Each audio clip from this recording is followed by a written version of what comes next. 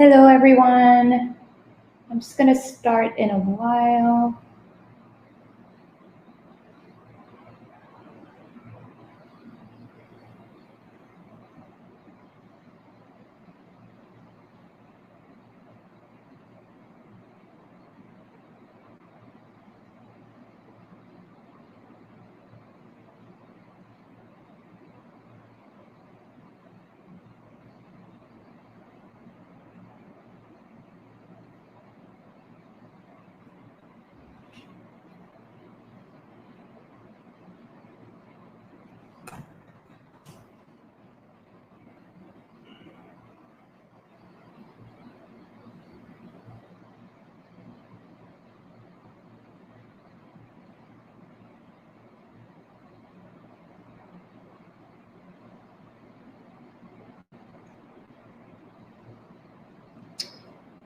Hello. Welcome, everyone. Please just say hello if you're here, and please click like or make some comments so that I know you're all streaming in. It is always so much nicer to speak to somebody than to speak to myself. Hello. I'm just going to try to see that you can all see the slides. Can you all see the slides at the side? Can you see the slides at the side?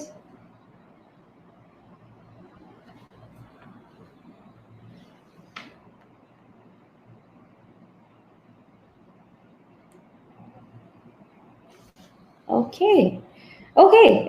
Good. So we are at 3:30. Let us start. I have two screens just to make sure that I know what is going on here. So if I keep looking to one side, I hope that you don't mind. Good afternoon, everyone. Thank you so much for coming. My name is Hetal, and I am an organizational psychologist. I absolutely love my job. If you love your job as well as I do, I love my job. If you really, really love your job, just say, I love my job. So I know how much you do. But if your bosses are here as well, just pretend, okay? Just pretend that you really, really love your job. Hi, Cheryl. Hello, everyone. Hi, Nick. It's amazing to see all of you here. Just going to wait for one more minute just so that I know everybody's kind of streaming in. Sorry to be adjusting a couple of things. Oh, those of you calling me Miss Hetal, please do not call me Miss Hetal. That's, yeah, it's just a bit awkward. Okay, cool. Cheryl loves his job. That is awesome. Okay, cool. Let's start. My name is Hetal Doshi. I'm an organizational psychologist. As I mentioned earlier, I really, really love my job. What is my job? I am an organizational psychologist. So most of you would know what a psychologist is, right? You probably have heard of what a psychologist is or what a psychologist does. So there's a little bit of difference that I thought maybe I would start by sharing what that difference is. So as psychologists, our main job is to deeply understand why human beings behave the way that they do. Clinical psychologists, normally the context would be patients or people who are going through difficult times for at least about 6 months and may require some medical or psychotherapy treatments. But organizational psychologists, we deal with normal people or highly functioning individuals, just like you and I, who can kind of go to work every single day. And our context is in organizations. Our primary goal as organizational psychologists is to keep the performance of the organization going while ensuring every single person is also doing really well. And our main job is to make sure everybody's super resilient. So AKPK has gotten in touch and they would like to be partners with regards to providing education to everyone with regards to what psychological resilience is all about.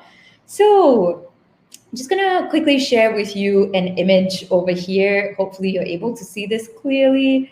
Are you able to see this picture? Yes? You're able to see this picture? So this picture over here is basically a picture about the journey that a human being probably would go through in their lifetime. So it's like this caterpillar all the way to butterfly, right?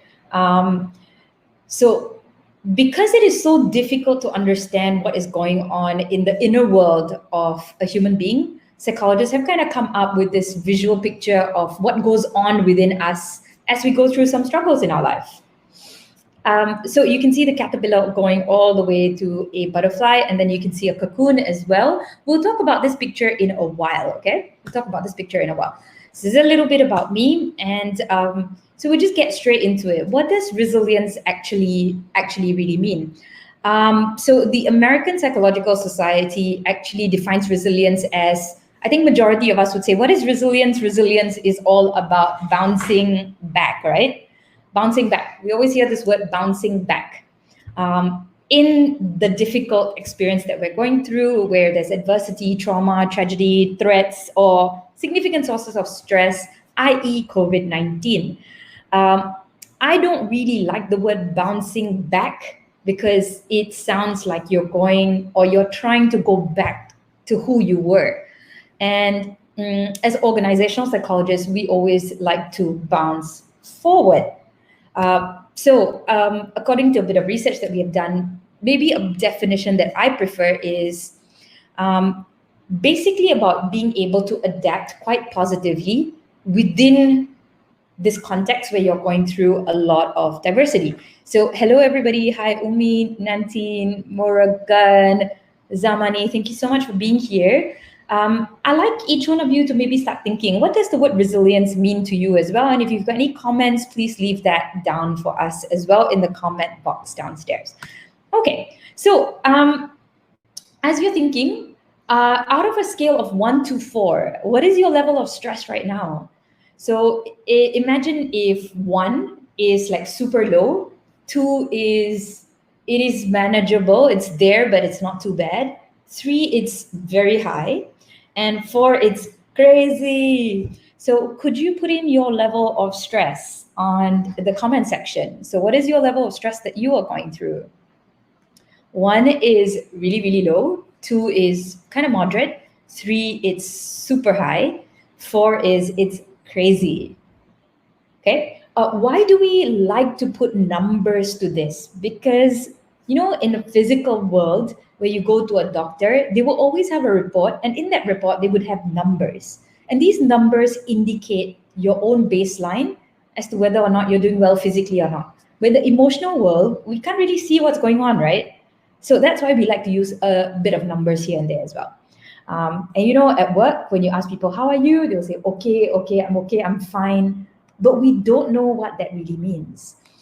So I can see a lot of you saying 2, 2.5. Those of you put 2.5, make up your mind, either 2 or 3.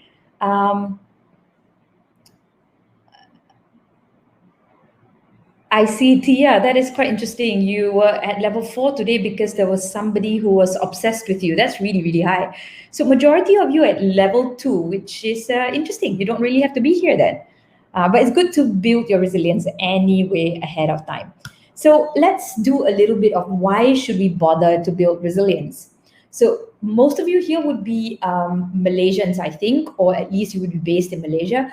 Malaysian Psychiatric Association actually said, also the World Health Organization said last year that depression will be and is already now the leading cause of illness in the world. Depression is the leading cause of diseases in the world. So what do I think about that? I think that depression or anxiety or stress has always been there, but I think today there is a lot more awareness. And so the numbers are a bit higher. That's number 1. Number 2, we are recognizing that emotional symptoms actually manifesting themselves in the physical symptoms. And I'll talk about this in a while, okay? So you can imagine 2011, 12% of Malaysians were found to have depression and anxiety disorders. In 2017, we have 29%. So it's almost like a more than a double increase in just 6 years. And this is already 2020. We don't have the stats of 2020, unfortunately. So, those of you who said that you are feeling just level 2 of stress, right? This is where I can begin to see whether you are really aware or you're not aware, okay? Malaysia's Healthiest Workplace AIA Vitality Survey in 2017, when they surveyed people, they found out that 53% of people have at least one dimension of work-related stress, 12% have high levels of anxiety or depression. Now, those of you who are listening in, and I hope a lot of people are listening in, I would like you to actually scan your whole body, okay? Can you feel any aches or pains in your body at all? Can you feel any aches or pains in your body at all? And try to go from like your toes, slowly up to your knees, slowly up to your hips, slowly up to your shoulders, slowly up to your head. Stretch a little bit. Can you feel any aches or pains, anyone? If you can feel any aches or pains, if you can feel any aches or pains, it is very, very likely that you're already experiencing higher levels of not only work, but accumulated stress. If we were in a session right now, I would be able to then maybe just begin to understand where the aches and pains are, and we can already have a discussion about where it's coming from. So it's pretty cool what psychologists can actually do. Once we understand where you are hurting physically, we can kind of go down deeper into where the emotional cause of stress is. Also, Malaysians, we are working way too hard. We work 15 hours more than other countries. And our currency is not so high as well. So maybe we want to think a little bit about why we are working so hard and whether it's actually leading to any kind of success in our lives. I won't go through too much of details, but if anybody wants the slides, I can try to pass them to you, okay? So there's always this question, do males experience higher level of stress than females?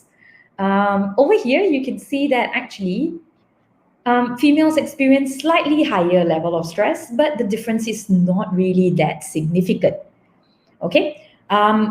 During COVID-19, who are the ones with the highest level of stress? According to the research that we have found, the ones who are going through the highest level of stress in COVID-19 are actually the ones who are most obsessed about the news.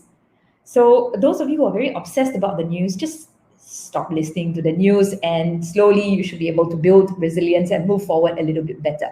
I know it can be a bit addictive, but just try. Okay, so we've done some research about resilience with regards to performance. You don't want to be resilient for the sake of being resilient, right? You want it to actually lead to something. And most of us want it to lead to some kind of performance in our life. So in our research, it's really interesting.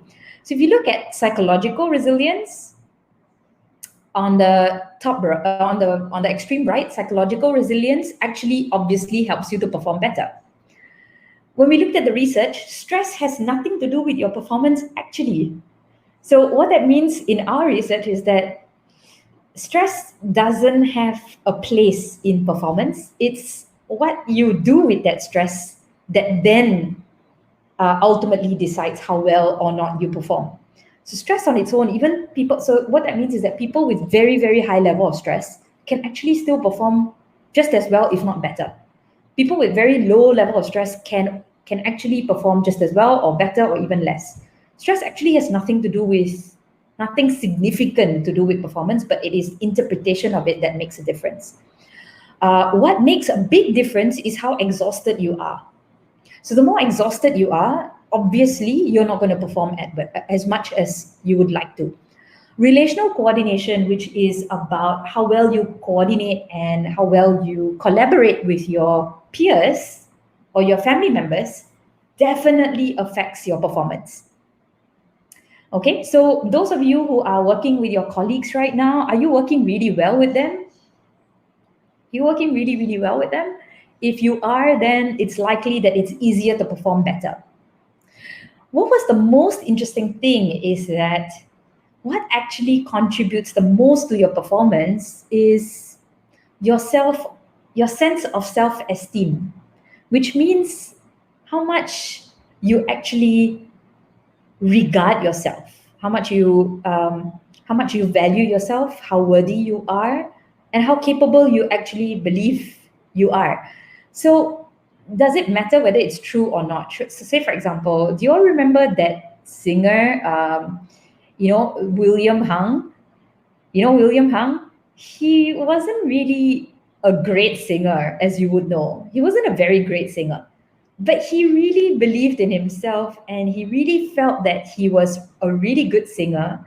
And ultimately, he managed to get a lot of success just because of his esteem. So it's quite unique. Just really believing in yourself is very, very important as to how successful you potentially could become, but not necessarily, but potentially you become. I'd like you to maybe look at the arrows below. Maybe we'll start with the arrow right at the top left. Okay. So self-esteem, unfortunately, the more self-esteem you have and the more confidence you have, not unfortunately, fortunately, the more self-esteem you have and the more confident you are of yourself, you actually relate better with other people. Actually, sorry, I have to take that back again. So if you have a healthy self-esteem and healthy confidence, then you will relate well with other people. But if your self-esteem and confidence is too high, you really shock sendiri all the time, you may not end up coordinating or relating well with people. Do you know anyone at work who has very, very high self-esteem of themselves and then they also have very high confidence? They actually may not end up doing really well with regards to working to other people because they're a lot about themselves. And the same goes with people with very low self-esteem. They may not end up be doing really well with other people. So the idea about self-esteem is that it has to be kept in check. If it's very high, it can actually contribute to your performance. But if it's too high, you may not end up doing well with other people. So you want to have a healthy balance of moderate to a little bit high. Okay, then we look at it on the other side, okay? So stress, obviously, more stressed you are, the more exhausted you are. The next one is the more resilient you are, the less exhausted you are. Then we also have the more resilient you are, sometimes maybe you will not coordinate well with people because you are like, you are so strong in your head, you are thriving, you're doing really well that you cannot relate to other people. Or if you are really not very resilient, you may also not be able to relate well with people. So self-esteem, self-confidence, and psychological resilience has to actually be at a very healthy state when dealing with other people, but it has to be very high when it comes to your performance. So you actually need to come down a little bit in order to relate well with the majority. Hopefully that makes sense to you. I hope it makes sense. Shok sendiri makes me stressful though, Vijaya. You may be doing it a little bit differently, okay? But we'll talk about that. I'm sorry we can't do like a two-way thing. But yeah, I just hope some of this makes sense to you without me having the ability or the chance to share with you only. Yeah, I meant Shok sendiri. Yeah, you just make yourself happy. So stress actually doesn't allow you to relate well too much with other people. The more stressed out you are, the more you may end up getting a little bit mad at other people as well. Too little stress, you may not seem like you may end up having relationships, but it might not be as useful for performance because stress is too low. Okay, so the theme for today is clarity, curiosity, and crossing the line. I'll explain to you as we go. Yes, correct. CL Lee, too much of self-esteem and too much of confidence really, really makes it difficult for you to be able to connect with other people. Excellent, good job. And I also have Nava Kumar. Dah putih melepak since MCO stay indoors only. What about you? Hello, what has that got to do with resilience? Okay, anyway, that's great as well. Okay, that's great. So clarity. So can I get you to maybe just have a quick look at this picture over here, which is about caterpillar all the way to butterfly. How does this relate to resilience? What do you see over here? How does this picture actually relate to resilience?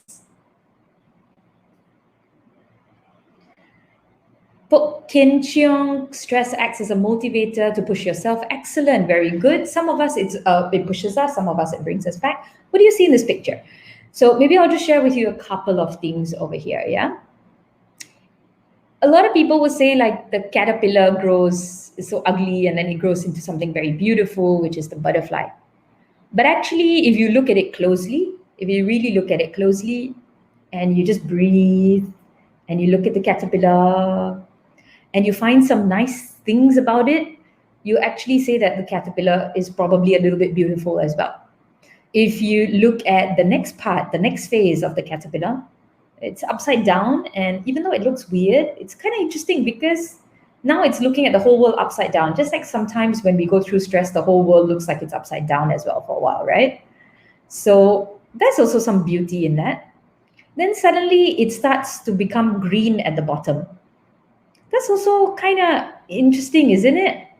That how come it's suddenly becoming green at the bottom? There's something interesting there. And then it becoming more and more green. And then it becomes a pupa. And each part of it, actually, if you really want to look at it really, really closely, each part of it can be super, super beautiful. But unfortunately, a lot of times our eyes just go to the butterfly. And so we kind of lose our resilience because in this world of instant gratification, we keep wanting the butterfly without actually enjoying the beauty of each and every part of the process that actually strengthens us in order to be able to get to the stage of butterfly. There are a few other interesting things. Did you know that the caterpillar actually has to eat itself up? It actually has to eat itself up. And it engulfs itself completely before going into the cocoon. And so sometimes when we get really, really stressed and we are trying so hard to be resilient, in the process, we end up makaning diri, we end up eating ourselves. And sometimes we use that word, right? Like, kenapa makan diri? Why do you eat yourself up over small things? But that's part of building resilience. You end up actually eating away at yourself.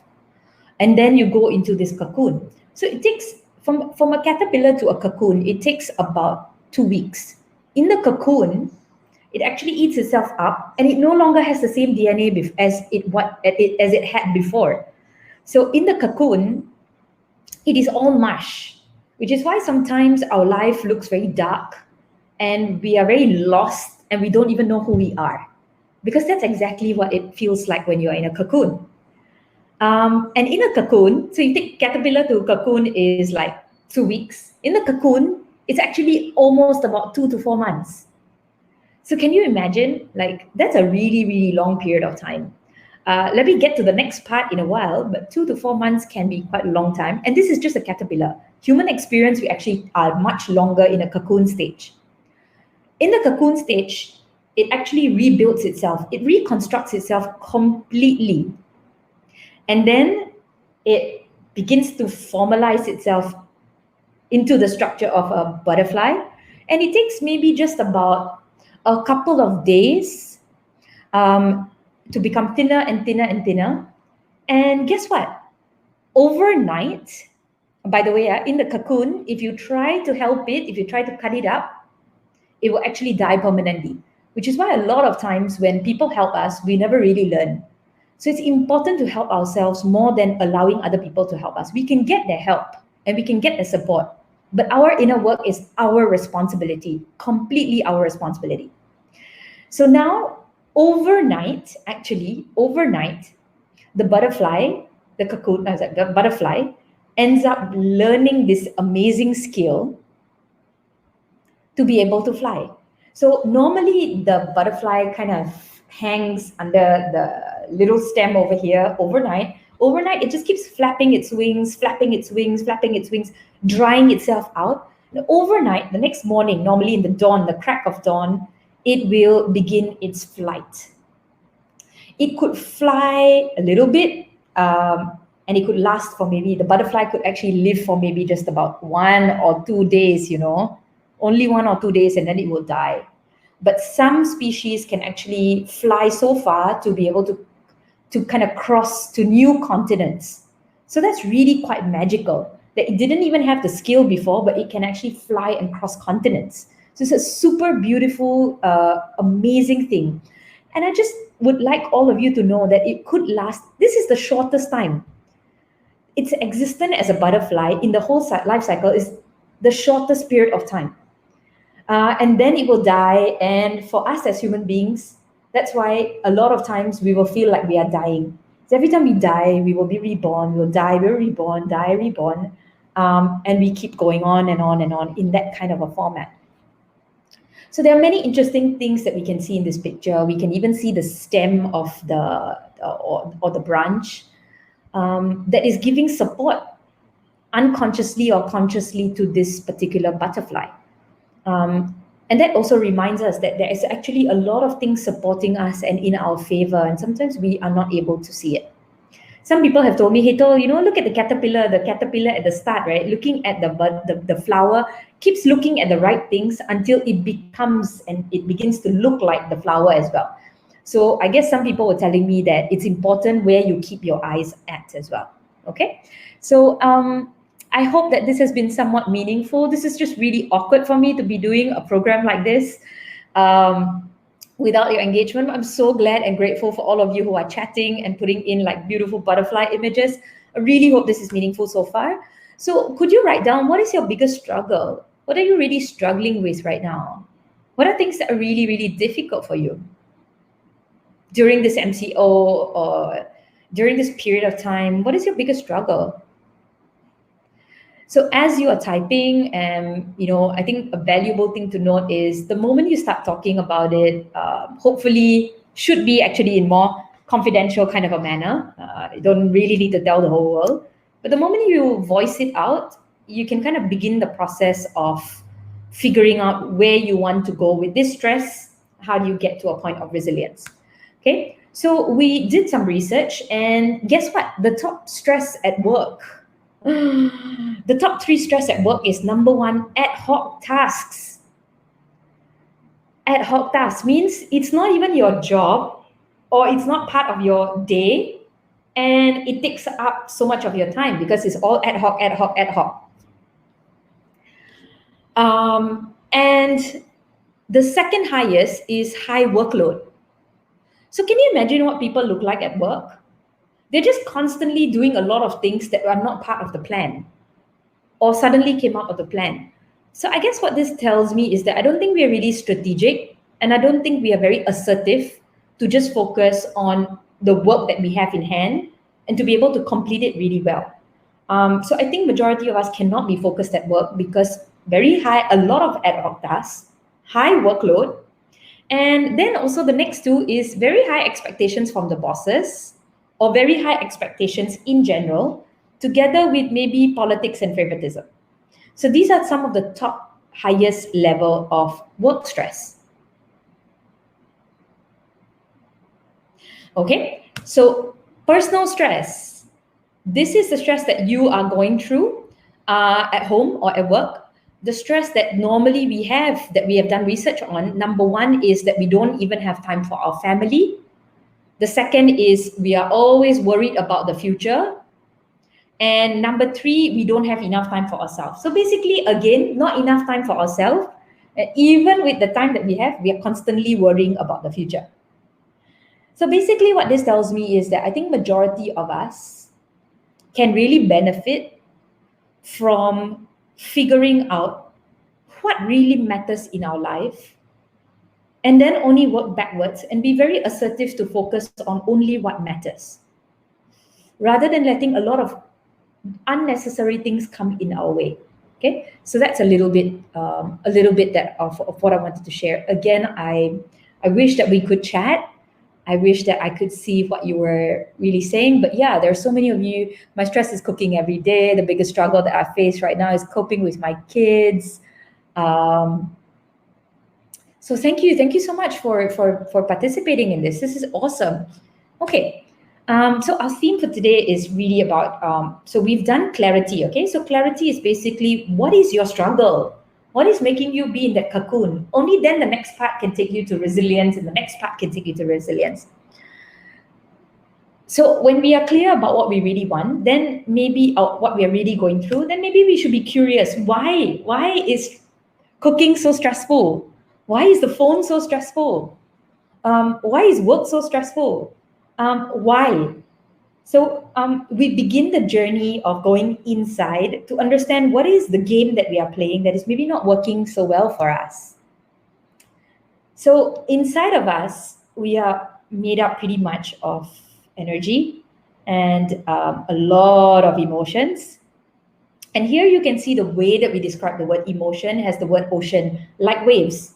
Okay, it's very hard for us to be focused and all because inside of us is always like waves. Brains also got brain waves, right? Heart is also heart waves. Light is also light waves. Sound is also sound waves. So everything will be like waves. And if you see the word emotion, emotion, it's basically a lot of emotions that are coming in our way and giving us a lot of stress. And the word motion stands for energy in motion. Okay, so emotion is all about our energy moving. Tapi is it moving in the right direction or is it moving all over the place? So, do you think most people's emotions are positive or negative? Do you think most people's emotions are positive or negative? So we did some research and we asked people to come up with the top 10 emotions. And without telling them whether it should be positive or negative, we just asked them, what are the top 10 emotions that you use in your language or that you are able to articulate right now? And 60 to 90% of the emotions were negative. So hari-hari, our emotions are mostly a little bit more negative.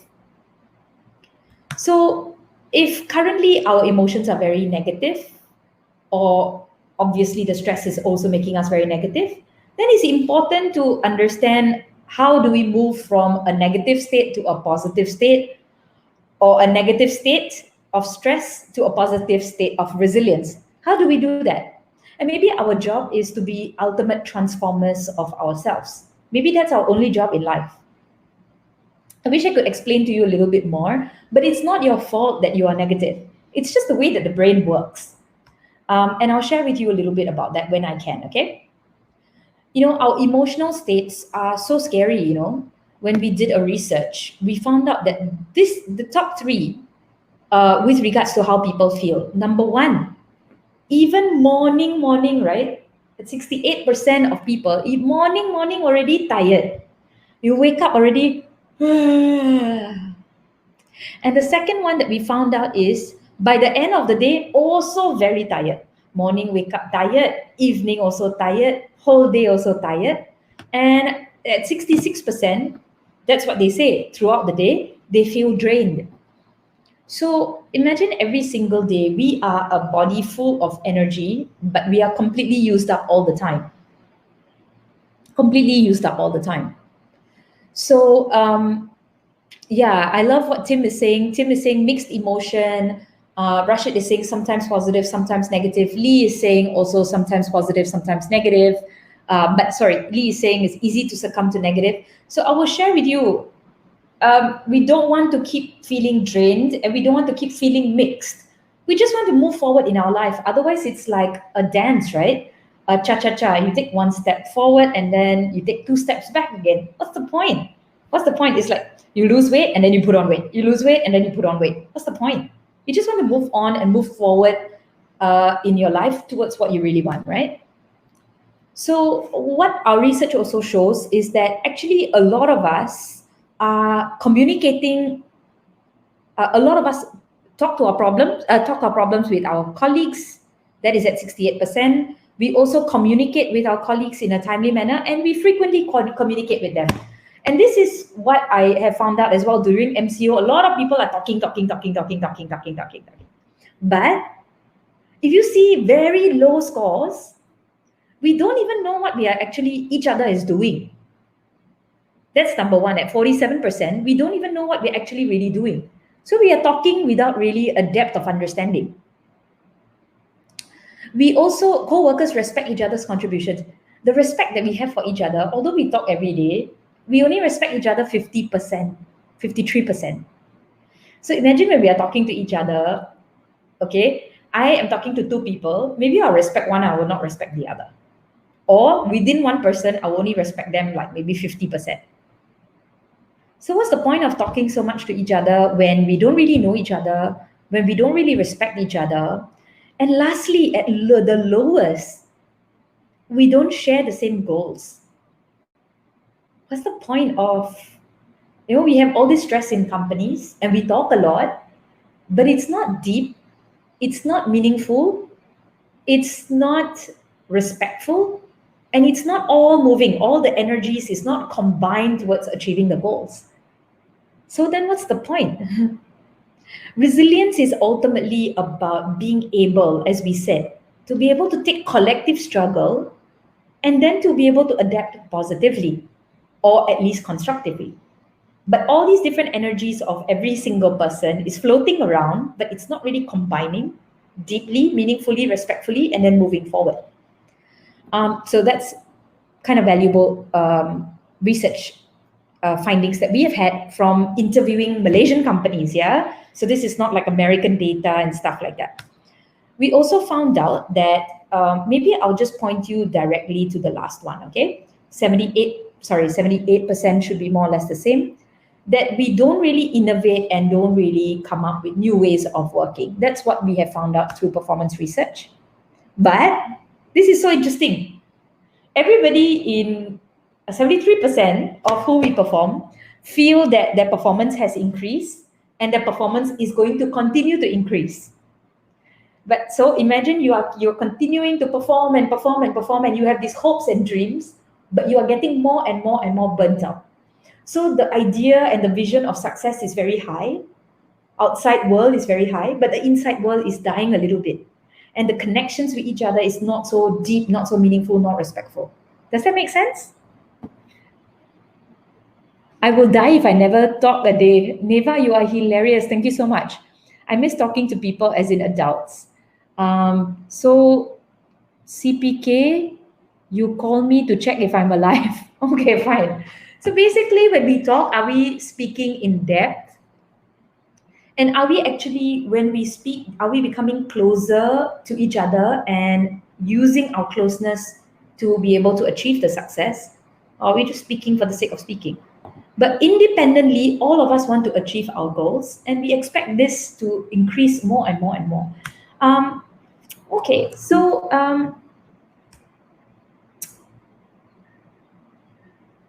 what is our fear? So I wished I could take you through a proper process. But normally when we go through any kind of stress, in order to become resilient, we must find out what is our fear. So if it is cooking, what is your fear? If it is not being able to get your job done, what is your fear? Whatever you put as your stress just now, what is your fear? What is your mother fear? So I'm going to share with you the list of fears, and then maybe you can tell me which one is yours, okay? So let me try to hide this. Okay, I hide this. So which is your fear?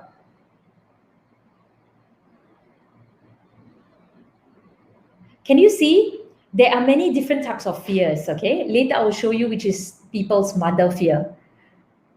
Deep down inside of you, is it a fear of failure? Is it a fear of losing somebody that you love? Fear of unknown or uncertainty? A fear of personal death? A fear of a death of your loved one? A fear of commitment or loss of freedom? Like some of you take on new jobs, new responsibilities, or you get married, or you have children. That's like a fear of commitment or loss of freedom. Fear of change, fear of being alone, fear of being rejected, fear of getting hurt, or fear of being intimate with somebody, fear of not being good enough, fear of making mistakes or being criticized or being judged. We're going to take a few minutes. Which is your fear?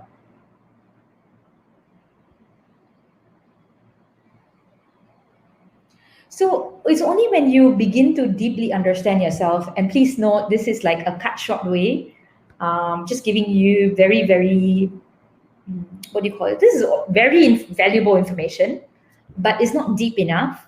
But hopefully it's like a starting point, okay? And then if you really love it, you should tell your bosses, can we do a proper program together? So I'm going to remove this now, and then I will show it.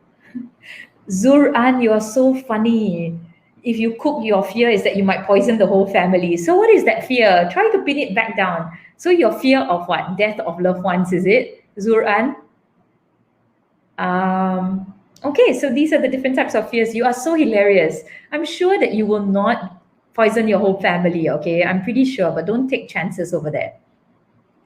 Okay, so these are the top fears that we have found, okay? Number one top fear is fear that we are not good enough. So this comes back to self-esteem. And this also comes back to the society that we live in, where we are always comparing ourselves to other people.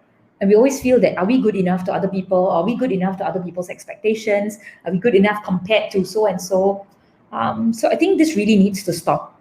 Obviously, we are good enough. We are almost perfect in the eyes of the Creator. But of course, we can always do better. But we are good enough. And it's only when we recognize it, then we can be a bit more stable in life. The emotions won't be all over the place. The second is a fear of unknown and uncertainty. This is very normal because human beings, we like to predict. If we go to a library, we should know that the library works this way. If my job is, I have a job, I should know that tomorrow I still have a job. If it's safe to walk outside, I should know that every day it's safe to walk outside. How come suddenly got this COVID-19? So we all like predictability. As human beings, we like things to be predictable. We like to be able to predict what a person is going to say or do. Then when we cannot do it, we become really, really scared. But actually, everything in life is unpredictable. So the law of life is that everything is temporary. There's nothing permanent, right? So I think it's important that we all begin to build resilience based on the type of fears that we are experiencing. And only once we are able to really, really conquer this fear or become friends with it, and utilize it, then only we can build that resilience. And lastly, the fear of failure, that we will fail. But think about it, how many times in your life have you actually incredibly failed? How many times have you actually really, really failed? Maybe it wasn't perfect, but how many times would you consider yourself that you completely failed? Barely, I think. And then also maybe write down how many times have you succeeded and see which one more. So a good way of really being able to assure yourself not to have these failures is to write down both. Where are you good? Where are you not good? And in terms of uncertainty and unknown, what can you control? What can't you control? In terms of failure, what have you succeeded in? What have you not? So these are the top fears that people have, and then of course you have other fears too. But these are actually only feelings. They are not fears. Your only fear is actually fear of success. That you could actually be more powerful than you imagine. That you could really be from the cocoon, you could actually be a butterfly. But it's just that you can't see. You can't see the success because it's very dark. So it's important that you begin to draw out. It's important that you begin to draw out what success really, really looks like for you. So the last part of the day is, how do you begin to draw? How do you begin to draw what you really, really want? So that you can build a resilience and put all your 90,000 thoughts that you have every day, you just put it in one direction. All your energy, when it's combined and it goes in one direction, you will definitely get what you want. So how do you know what you really, really want? Do you know that song? I think most of you who know me, you will know that I love to sing this song. It's by the Spice Girls, right? So resilience is first and foremost, what are you going to be resilient about? You can be resilient for the sake of resilience, but there's no point being resilient for the sake of being resilient. What do you really want? Then only you build your resilience. So the song, tell me what you want, what you really, really want. I'll tell you what I want, what I really, really want. You tell me what you want, what you really, really want. I really, really, really want a zigzag R. What is zigzag R? It makes no sense. And most of us, we don't make sense when we ask what we really, really want. We can complain about what we don't like. We can complain about things that are going on. We can talk about our fears. We can talk about problems. But normally when I ask clients, what do you really, really want? They haven't thought about it. So think about it. A lot of times people ask you, what do you want to eat? What do you want to eat? Anything can. You want nasi lemak? No lah, I don't want nasi lemak. You want laksa? No, I don't want laksa lah. Then the stress begins to come in already. And what do you really, really want? So if you are able to clarify what you really, really want, then die also you'll be able to get it. So say for example, even 3 a.m., Thanks, Ethel. My singing is terrible, but you make me feel so good. I feel like William Hung now. So then you might really, really want to ask yourself, like, if 3 a.m. you die, you want nasi lemak. 3 a.m. die, you want nasi lemak. You will definitely be able to find it. Of course, not during MCO lah.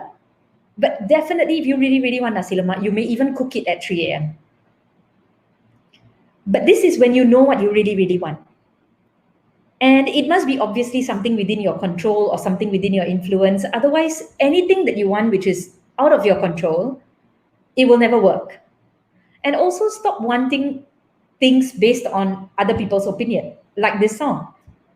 Tell me what you want, what you really, really want. I'll tell you what I want, what I really, really want. You tell me what you want, what you really. Stop worrying and stop bothering about what other people want versus what you want. Just be clear what you really, really want. And be clear that it's not an action, that is an outcome. In the end, what do I really, really want? And lastly, what can I control and what can I not control? But I like to answer this question in a complete manner. So you have to answer this whole complete question. What do you really, really want? Stop thinking about or talking about things that you don't really want. What you really, really want. In the end, outcome. Okay, as an outcome of your action, what you want in the end. And then also what you can control or you can't control. Then all of your energy will be activated with a part of a brain called the reticular activating system. Reticular activating system, your eyes, when it's very clear about what it wants, it will activate your whole system to be able to get that.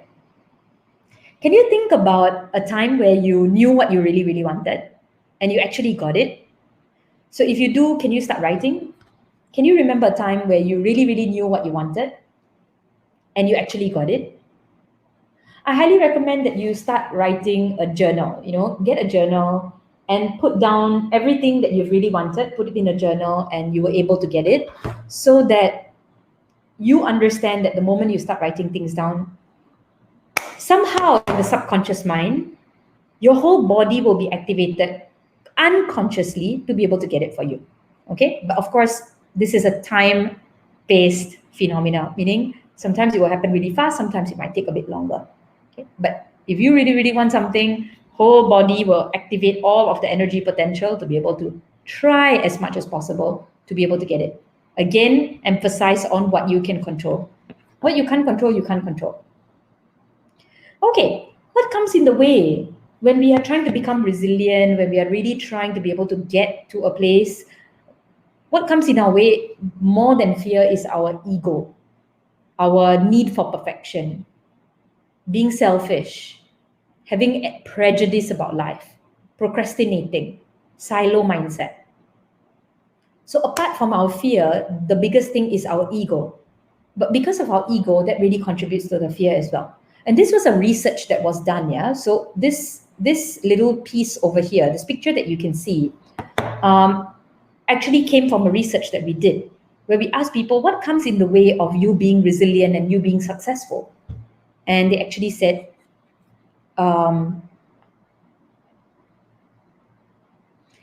they really said is this, yeah. So it's kind of interesting, isn't it?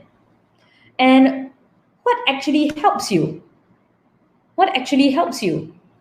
So this is the results that we found. Collaboration, so connecting. And the word collaboration means connecting with yourself, connecting with others, and connecting to your goals. Just connect. And, in the energy world, there's a lot of fields, right? There's just a lot of things that you cannot see with your eyes, but you can connect with it energetically and it will kind of really, really help.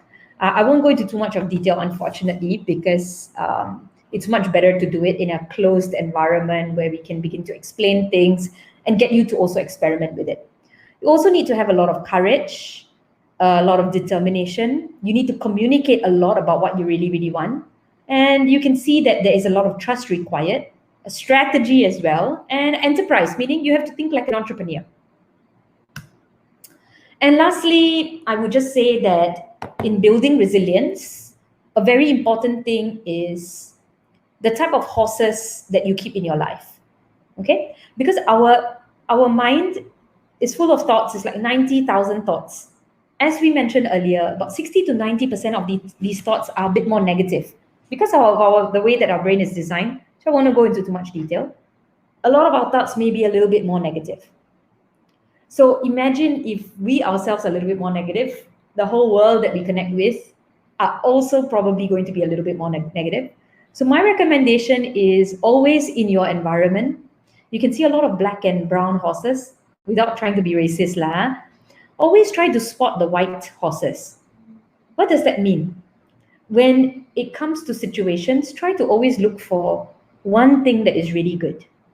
When it comes to friends, always try to focus on friends that are really good. When it comes to opportunities that you can take, there are so many things you can do. Work. Only find that one thing that really matters. So majority of our life really comes down to, in order to be resilient, you need to really get rid of all of the noise and pick only what is really good that can help you to move in that direction. Okay, with this, I am done. In summary, be clear, what is the problem, the struggle? It could be anything that you're going through. Then, what is the fear? When did it begin? And lastly, what do I really, really want in the end that I can control? And use cadence, which is a rhythm, to be able to get you there. Of course, this is a very simple way of understanding it, but I hope that it's been very, very, very meaningful for you. So now I'm going to take some questions. We've reached the end already. I hope that it was very, very valuable for you. I will just go back all the way to the first slide so that, yeah, you can come here again. I apologize for any shortcoming on my part. There is a little bit of nervousness with regards to doing this, but also nervousness as in like it's the first time I'm doing like a proper training live. But also at the same time being able to have two screens at the same time.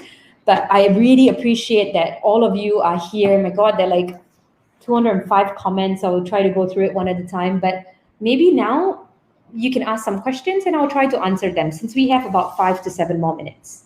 Any questions from anybody at all? Or any comments or any feedback?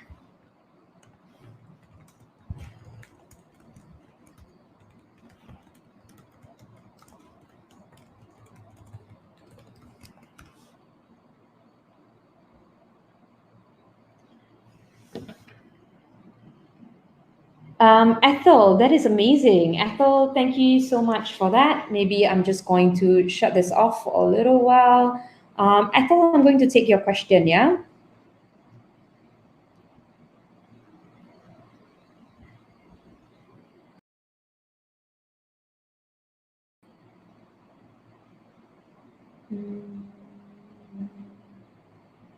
Okay. All right, Ethel, I'm going to take your question. Do you think that more often than not, when we think we know what we really want, then once we got it, it is no longer so? Of course. Human beings are very greedy and we're very fast to forget. So absolutely. And I think it's very important to have a cookie jar where every time you got something that you wanted, you fill it up so that you can literally feel how fulfilled you are on the inside through a physical representation. So I have a jar where every time I get what I really want, by doing this technique, I put it in my jar and it's just full of amazing things. And I try to remind myself not to be too greedy or too forgetful. Oh, Faslin, what's up? Okay, so yeah. Azira, thank you so much for that. Okay, there is a friend over here who says, Pakkin Cheong, you are asking a really good question. Do you think we should bluff ourselves to satisfy our ego? No. No. The truth always will persist. So I think the more you lie to yourself, the more struggle you're going to be. The more struggle you're going to be in. Yeah. So don't lie to yourself. Forget about lying to yourself. Why would you want to lie to yourself? Don't lie to yourself. But you know, they have this thing called fake it until you make it. I would think not really fake it till you make it, but be who you want to be. Don't fake it. Be who you want to be in the future right now. But you don't fake it. say, for example, if I want to be like Oprah Winfrey, then be that person right now. You don't have to fake it. You just say, okay, imagine that if you were Oprah Winfrey, how would you be talking, so on and so forth. Or if you were a CEO of a company, how would you be organizing yourself? Yeah, I think the more you lie to yourself, the worse it is for you, honestly. Okay, thank you so much for the next question. How do you know that you have mental health issues? Excellent question. Depression, delusion, disorder, bipolar, and others, because sometimes people don't realize that they have issues. This is an amazing question. Thank you so much for that. I can't really pronounce your name, but thank you so much for this, yeah? Okay, so during the MCO period or COVID-19, psychologists actually finding it really hard to be able to assess who is having mental health related issues and who is not, because this is a very unusual circumstance. So number one, it is normal to feel abnormal during these times, okay? But normally, what is important for you to note,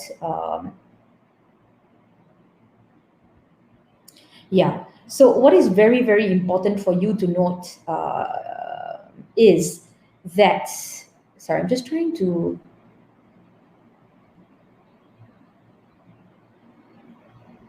pull out some information for you, okay? So that I don't misquote anything. So right now, I'm just talking about right now, how do you know if you have issues, yeah? Right now, if you have anything that is very persistent, okay? So you have any very, and this is by a really amazing person, Dr. Prim from, he's a psychiatrist, and he was sharing this with me. He was saying if you have very persistent and high levels of intensity in your emotions or your behaviors most of the day, every day for 2 weeks, then it is very important that you seek some professional help. I'll repeat one more time, okay? So if you have any particular issues that you're going through emotionally or behaviorally, most of the day, every day, quite intense for 2 weeks, you should definitely seek some help, okay? Definitely seek some help.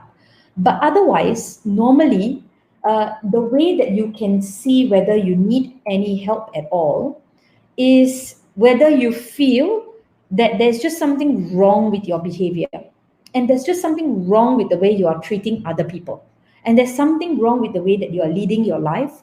The moment you just feel for a period of time, maybe about 2 months to about 3 months, that, hey, there's just something wrong with the way that I'm feeling or behaving, and something wrong with the way that I'm treating other people, and something wrong with the way that I'm looking at life that is different from how I used to before, and it's more negative, and it's really preventing me from performing, then definitely you would want to go and seek some help, okay?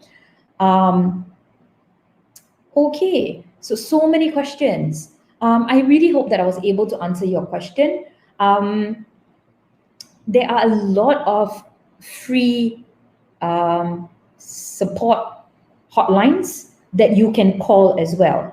I will try, but please scroll down somewhere in our page. We have all the numbers, okay? To win, sometimes someone must lose. How to deal with this if you are the type of empathic? To win, sometimes someone must lose. How do you deal with this if you are the type of empathic? Nobody likes losing, right? Nobody likes losing at all. I think as an empathic or a person who is, very sensitive, that is a struggle that you want to build resilience for. And so one of the things that you might want to ask is, as an empathic, what do you really, really want in the end that you can control? So for me, I am definitely an empath. I'm very, very sensitive. And I'm very sensitive about myself, and I'm very sensitive about other people, and I'm very sensitive about the environment. So what I did to be able to build myself is, what I really, really want in the end that I can control is that I really want to be feeling that I did my level best. And I really, really want, what I really, really want is to be able to take on winning and losing really well. And I want to be a great loser. So that was my goal. That's what I really wanted to do. So I let myself lose many times, many times in many conversations. I just allowed myself to lose. And each time that I lost, I just told myself, okay, how am I feeling? What am I going to do with this feeling? How am I going to take this as an opportunity? And I just kept doing it over and over and over again. That as of today, negative feedback and also feeling that I'm losing doesn't really affect me anymore. Because what I really want is to be able to be a great loser as much as I am a great winner. That's what I really want. I want to be an excellent loser. I want to be able to take punches better than other people. I guess maybe that's something that I do, and hopefully that helps. How to change immediately when you're fully covered by fear? It's pretty difficult to overcome it. Any tips then?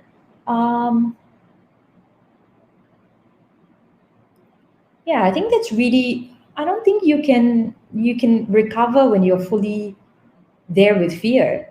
I think at that point in time, you just need to be really kind to yourself and to see, why has this been going on for so long? What has led to this? What do you really need right now just to feel a little bit better? I don't think you should take like a huge big step, because what has happened is that you have reached a state where you have probably abused yourself emotionally or physically, and you just need to actually recover first. You're not supposed to overcome it. You're just supposed to take a lot of time to recover. So things like sleep, things like eat, things like just maybe even lying in bed for a long time. You've burnt your body out. Like when you charge your phone and you use the battery up the whole day, and then your battery died, and then you try to charge it and you're like, okay, hurry up. And then you see that red button there, like charging, like, hurry up. Can you please work already? Can you please work already?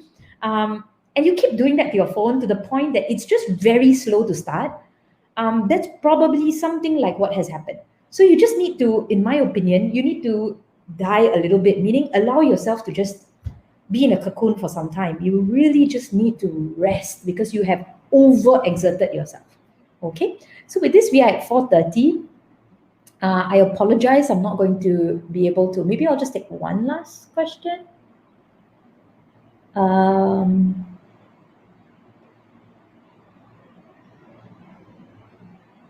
Okay, if a person, you're all asking so many great questions. Okay, if a person who can talk to himself and sing to himself, can he or she seem as conventional, normal?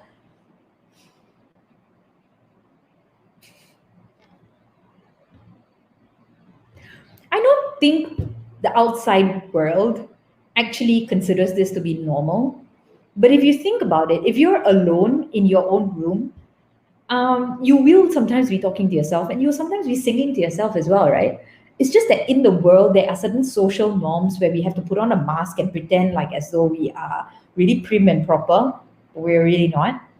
So I think, what I've seen, and I have a lot of like really quirky friends who talk a lot to themselves and sing along to themselves. And I know there's nothing wrong with them. They're just like that. So I think the way to kind of recognize it is, are you functioning in other parts of your life? Are you singing and talking to yourself and you're not really functioning, meaning you're not able to wash dishes, you're not able to wash your laundry, look after yourself, not able to look after your family, not able to, be able to be successful in your job, or even, be able to perform your job, and you're also singing and laughing to yourself, then yeah, absolutely there's something not quite right. But if you're able to sing and talk to yourself and still function in life, you have great friends, you're able to perform at work, of course you're fine. Okay, don't doubt that. Okay, we're at 4:32. I apologize. I really need to head off for another appointment. I am so grateful for this opportunity with all of you. I'm very, very grateful for AKPK, who's really an agency that I just want to make sure that I say this correctly. So let me refer to this properly so that I say this correctly. Yeah, AKPK is an agency that agency counseling and pengurusan credit, or credit counseling, which is a debt management agency basically, that supports people who are going through financial situations. And the kind of support that comes through is potentially in the form of either education like this or also credit. So AKPK has kind of, called me a couple of times before to speak to members.